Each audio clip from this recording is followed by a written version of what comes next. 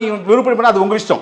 இந்த United states of அமெரிக்காவுடைய நியூயார்க்ல ஒரு கோர்ட்ல இண்டிக்மெண்ட் ரிப்போர்ட் கொடுத்துருக்காங்க. அதுல என்னன்னா தமிழ்நாடுடைய டான்ஜெட்கோ லஞ்சம் வாங்கியிருக்காங்க, ஹையர் கவர்மெண்ட் அபிஷியல்ஸ் லஞ்சம் வாங்கியிருக்காங்க. அவங்க சொல்ற கவர்மெண்ட் அபிஷியல் அரசியல்வாதிகள், நீங்க மூத்த அரசு அதிகாரிகள் அவங்கள பத்தி பேசுறாங்க.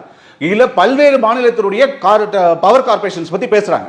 5 முறை தமிழ்நாடு, இத தமிழ்நாட்டினுடைய டான்ஜெட்கோவுடைய கப்பல் கப்பல் ஏறுது. உள்ளூர்ல ஏறது பத்தாம இந்தியாவில் ஏறது பத்தாம அமெரிக்கால கப்பல் ஏறுது. இத பத்தி கேட்டா பதில் சொல்லணுமா கூடாத? ஒரு முதலமைச்சர் பதில் சொல்லணுமா இல்லையா? கேள்வி கேட்டது என்ன ஊடகவியலாளர்? நீங்கள் உங்கள் அலுவலக வீட்டுல அதானிய பாத்தீங்களா பார்க்கல? அவ்வளவுதான் கேள்வி. நான் பார்த்தேன் இல்ல பார்க்கல. பார்த்திருந்தா நான் இது சம்பந்தமா பார்த்தேன், இல்ல நான் பர்சனலா பார்த்தேன், ஏதாவது சொல்லணுமா இல்லையா? முதலமைச்சர் பதில் சொல்ல தேவையில்லைன்னா அப்ப முதலமைச்சர் வந்து யாருக்கும் பதில் சொல்ல மாட்டாரா? பொதுமக்கள் கேட்கிற கேள்வி பதில் சொல்ல மாட்டாரா? நீங்களும் நானும் இந்த நிறுவனமும் அதிகமா கரண்ட் பில் ஏன் கட்டுறோம்? இந்த முதலமைச்சரால தான் கட்டுறோம், இந்த டான்ஜெட்கோவால தான் கட்டுறோம். இவர்கள் வந்து கிட்டத்தட்ட எத்தனை கோடி நஷ்டத்தில் இருக்கு? 1.5 லட்சம் கோடிக்கு மேல டான்ஜெட்கோ நஷ்டத்தில் இயங்குது.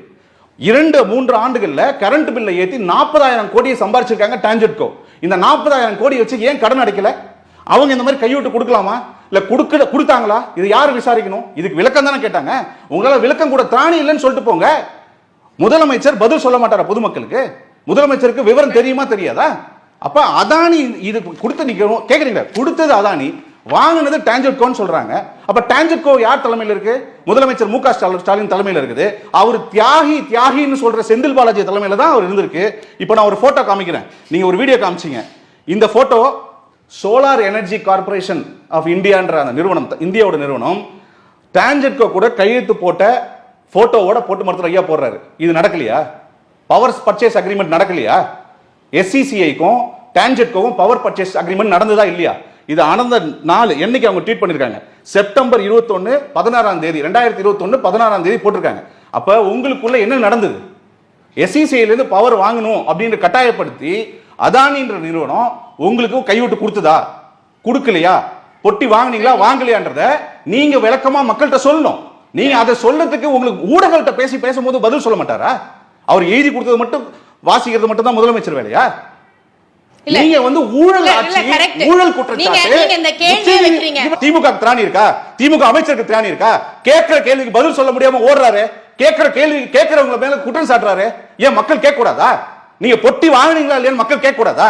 நீங்க எவ்வளவு வாங்குனீங்கன்னு கேட்க கூடாதா? கேட்கலாம், மக்களுக்கு உரிமை இருக்குல்ல, ஓட்டு போட்டுருக்காங்கல்ல. அவங்க ஓட்டு போட்டு தான் நீங்க முதலமைச்சரா இருக்கீங்க. யாரோட பணத்தை போய் நீங்க கைவிட்டா கொடுக்க போறீங்க? யாரோட பணத்தை நீங்க வந்து கைவிட்டா வாங்குறீங்க?